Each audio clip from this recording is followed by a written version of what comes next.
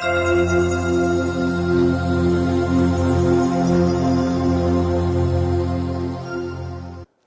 evening, everyone. I'm Dominic Penaloza, Luijiazui. I have a really ambitious goal for the next 15 minutes. I'm going to share with you a powerful idea that's going to help you to be more successful in business. But then I'm going to tell you about my own little invention, which is how to take that idea, turn it into action, and how to use it for yourself, for your personal life. It's going to help you have a good, happy life. Sound good? 好不好？好。好，我们开始吧。I'm going to tell you a little story about how I learned this powerful idea. The story starts in 2009, right here in Shanghai. I decided to do something that nobody had ever done before, which was to create a huge business social network for Chinese people. A big network online where people could come and build their business connections and find new business opportunities and new career opportunities. If it sounds a little bit like LinkedIn, it's something like a LinkedIn, but for Chinese people in China. And this is before LinkedIn went public and before LinkedIn was so big. As you can see, I'm a rotten banana. I'm kind of yellow and brown on the outside, but I'm actually white and yellow, more and more yellow on the inside. 我是7%华人，1%菲律宾人。我在加拿大出生长大。So how on earth could I make a product for Chinese people? I knew I needed a co-founder. So I talked to all my internet friends, and I found Zhang Yue, who's a product manager from Beijing. And together, me and Zhang Yue, we started to build our product. And we had a great idea. I spent 3 months talking and talking and talking, and I persuaded and recruited 100 business leaders to be the first 100 users of our product. We called our product 优势网, Outstanding Professionals. So the first 100 members of 优势网 were famous VCs. We had dozens of VCs and private equity people. We had dozens of CEOs of big companies and multinationals. And we had dozens of well-known founders from the internet industry in Shanghai and Beijing. So we launched 优势网 in February 2010. And those 100 members, they invited their friends. And the 100 members became 8,000 members.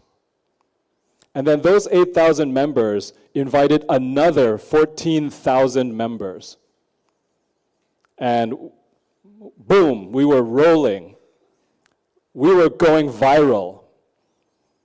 Going viral is when, for every new user of your product, that new user will create another new user. If you're a businessman or you're a product manager, this is the highest level of thrill. It's an addictive thrill. It's the biggest high. So we were really high. Our product was growing exponentially every month. We were adding tens and tens of thousands of users. We were written up in Forbes magazine. We had our feature article. We started hiring marketing team, PR team, sales team, every kind of team. We had almost 50 people after a while. Investors were looking for us. Investors were offering us money. Investors offered us $1 million for every 5% of our company. And our company is still only several months old. So we were on our way to the top. We were going to create 优势网. It would be bigger than LinkedIn. it would serve millions and millions of Chinese people and help everyone to have a better life. Right? Like what Lyric said, it would be like, like that. Wrong. Yoshi Wang failed. I failed. The 3 years of time that me and my team spent was wasted. Our money and our investors' money was gone. Yoshi Wang is gone. Why? The answer is because our product didn't create enough value for those users. Our product didn't solve enough of our users' problems. So even though we were adding tens and tens of thousands of new members every month, we were also losing thousands and then tens of thousands of users every month. So our growth stopped. And that's how I learned in the most painful way this lesson about product market fit. This is the powerful idea. Product market fit, what is it? It's the degree to which a product satisfies a strong market demand. Maybe it sounds very obvious to you, too obvious. Even the 奶茶 guy, the 奶茶 guy, he probably knows this already. So how come I don't know this? But the useful part is product market fit can tell you what to prioritize at the time that you're building a new business. What do I mean? Let's take it from this guy. Mark Andreessen is one of the world's most successful entrepreneurs and also most successful venture capitalists. According to him, for startups, there is nothing more important. Nothing more important. You must focus on product market fit. When he sees the world, when he looks at startups, according to him, there's only two kinds of companies. Type 1, before product market fit. Type 2, after product market fit. And this is where it starts to become useful. Because depending on which stage that you're in, your priorities will be completely different. So if you're before product market fit, really, there's nothing more important than reaching product market fit. If you're after product market fit, now you can start focusing on growth. Now you can do marketing. Now you can raise money. Now you can do sales. Now you can focus on building a great business because you have a product that fits. Believe it or not, hiring more people doesn't solve the problem. Hiring more people actually slows you down from finding the product market fit. So, if you are before product market fit, what should you do? Well, here's 3 things you can do. 1, rewrite the product. You can take huge risks to completely change your product until you have fit. 2, you can change people. Maybe add a new co-founder. Bring in the skills that you need, probably the product skills. Or number 3, maybe you can change markets. Maybe this market's too small or too tough. Find another market. Everyone in here is probably familiar with Instagram, right? What you may not know is that Instagram started not as Instagram. It started as an app called Bourbon. And Bourbon was a product that would help the user to find new restaurants and bars. And the 2 co-founders, they worked on this product for over 1 year. Every week they would keep changing the product, keep adding new things or taking away new things. They could never get traction. They could never get that engagement with their users. And one day they added another new feature. It was a photo filter. They added the photo filter to help the users' photos of the restaurants look better. And then they noticed one thing, that the users started to use those photo filters a lot more than the core features. They had the brave and risky decision. They threw away the core features. Forget about restaurant finding. And they focused on that photo filter. So if you think about it, they also changed markets. They started with the restaurant finding market, but now they changed to the photo sharing market. And that's how Instagram was born. That's why all of you know Instagram and you don't know bourbon. That's why most of you don't know Youshi Wang. So before product market fit, you must take huge risk and focus all of your energy, all of your founding team, everybody work on the product until you have product market fit. Really. So now maybe you're asking the next question, which is actually the number one problem. Just like think back to Youshi Wang. The number one problem for starting a new company is that most of the founders think they have product market fit when they don't. And that's exactly what happened at Youshi Wang. But the question is, how do you know, right? Until you have a hit product, when it becomes obvious, but how will you know? How will you know if those little changes that you're making are going in the right direction or the wrong direction? How do you know if that little photo filter, the new photo filter, is right or wrong? How? This is an important question. So now we enter Sean Ellis. He came up with a tool to help us answer this question. How do I know when I have product market fit? Sean Ellis is the author of Hacking Growth, a book about growth hacking, and he's the founder of Growth Hackers. He studies hundreds of startups in Silicon Valley. And he made this conclusion, and he made this tool. And it's so simple. All you have to do is ask your customers, ask your users, one simple question. That's it. Here's the question.